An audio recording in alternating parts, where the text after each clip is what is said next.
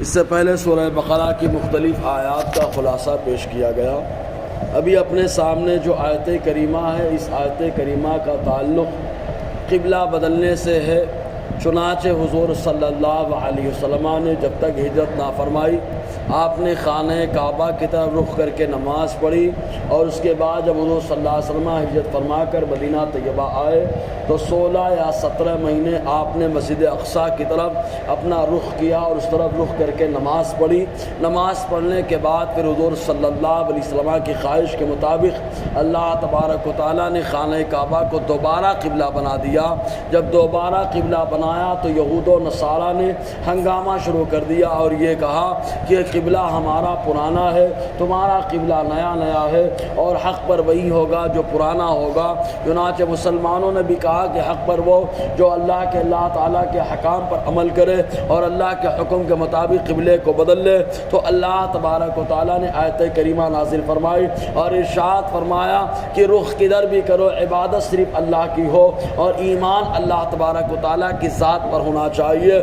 اللہ تبارک و تعالیٰ ارشاد فرماتا ہے لیس البر ان تولوا وجوہکم قبل المشرق والمغرب، اور نیکی یہ نہیں ہے کہ تم اپنے چہرے کو مشرق کی طرف اور مغرب کی طرف کر لو۔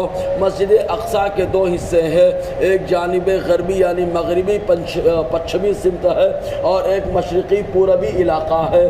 تو یہود و نصارہ دونوں الگ الگ جو ہے حصے کو مانتے ہیں، ایک مغربی سمت کو اپنا قبلہ مانتا ہے اور ایک مشرقی سمت کو اپنا قبلہ مانتا ہے۔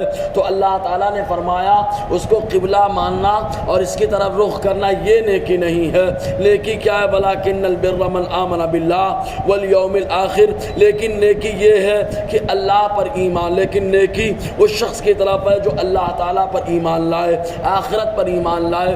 اللہ تبارک و تعالیٰ پر ایمان رکھنا یعنی اس کی ذات اور صفات کے ساتھ ساتھ اللہ تبارک و تعالیٰ کی خوبیوں کو بھی ماننا اور اللہ تبارک و تعالیٰ کو تمام عیوب و نقائص سے جو ہے پاکیزہ اور منزہ اور مصبح تصور کرنا، یقین رکھنا، یہ اللہ تعالیٰ پر ایمان رکھنا ہے۔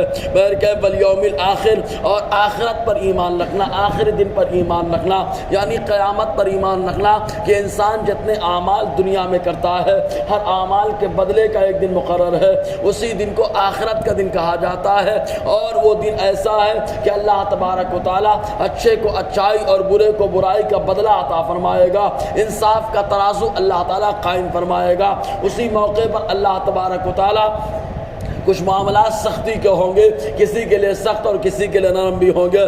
تو نیکی اور پرہیزگاری اس کی طرف سے ہے جو اللہ پر ایمان رکھے اور پچھلے دن پر یعنی قیامت پر ایمان رکھے، جس کو محشر کا دن بھی کہا جاتا ہے۔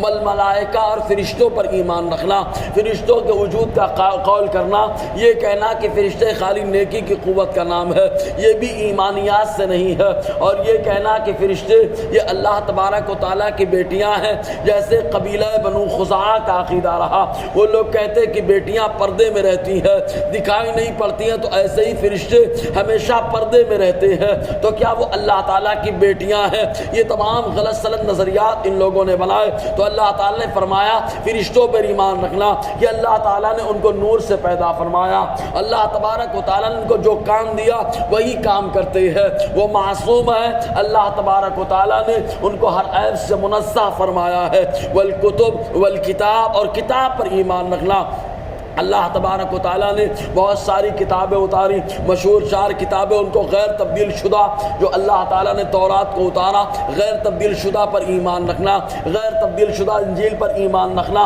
تو انجیل، تورات، زبور اور قرآن پر ایمان رکھنا یہ ایمانیات میں سے ہے۔ اللہ تعالیٰ نے کچھ صحیفے موسیٰ علیہ السلام کو دیے، کچھ صحیفے حضرت ابراہیم کو دیے، اور کچھ صحیفے اللہ تبارک و تعالیٰ نے حضرت آدم علیہ السلام کو عطا فرمائے۔ تو تمام صحیفوں پر، تمام کتابوں پر ایمان رکھنا اور اس بات پر ایمان رکھنا کہ ذرہ برابر اس میں کمی بیشی کوئی نہیں کر سکتا، اس لیے کہ اللہ تبارک و تعالیٰ خود جو ہے ان کتابوں کو اتارنے والا۔ ہاں البتہ اتنی بات ضرور ہے کہ تورات و انجیل میں جو ہے من چاہا ان لوگوں نے یہود و نصارہ نے تبدیلی کر دی ہے۔ والنبیین، اور نبیوں پر ایمان رکھنا، نبیوں کی تعداد کیا؟ اس سلسلے میں حضرت ابو ذر غفاری رضی اللہ تعالیٰ عنہ سے روایت ہے، وہ کہتے میں نے حضور سے پوچھا تمام انبیاء کرام کی کیا تعداد ہے؟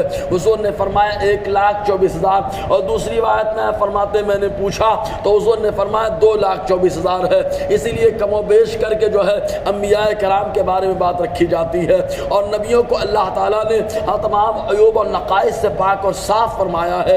انبیاء کرام کی یہ شان ہے کہ اللہ تبارک و تعالیٰ نے ان کو مرتبے والا اور عظمت والا فرمایا۔ خود اللہ تعالیٰ فرماتا ہے وَكَانَ عِندَ اللَّهِ وَجِيهًا، وہ اللہ تعالیٰ کی بارگاہ میں وجاہت والے ہیں، عزت والے ہیں۔ تمام طریقے سے عقیدہ رکھنا یہ ایمانیات میں سے ہے۔ یہی وجہ کہ آدمی اگر قبلہ بھول جائے یا کسی یا اندھیرے میں پھنس جائے، قبلہ معلوم نہ ہو، تو اپنے دل کو جمائے، جدھر چہرہ کر جو ہے دل جم جائے ادھر چہرہ کر کے نماز پڑھ لے تو اللہ تعالیٰ کی عبادت ہو جائے گی۔ خود اللہ تعالیٰ فرماتا ہے وَلِلَّهِ الْمَشْرِقُ وَالْمَغْرِبُ أَيْنَمَا تُوَلُّوا فَثَمَّ وَجْهُ اللَّهِ، مشرق و مغرب سب اللہ کا ہے، تم جدھر چہرہ کر لو اس طرف کا چہرہ کر کے نماز پڑھ لو، اللہ کی رحمت اس طرف ہے۔ یہ اس کے لیے جس کو قبلہ معلوم نہ ہو۔ بہرکیف اور آگے گفتگو رہے گی۔ اللہ تعالی ہم سب کو فیضان قرآن، برکات قرآن سے مالا مال فرمائے۔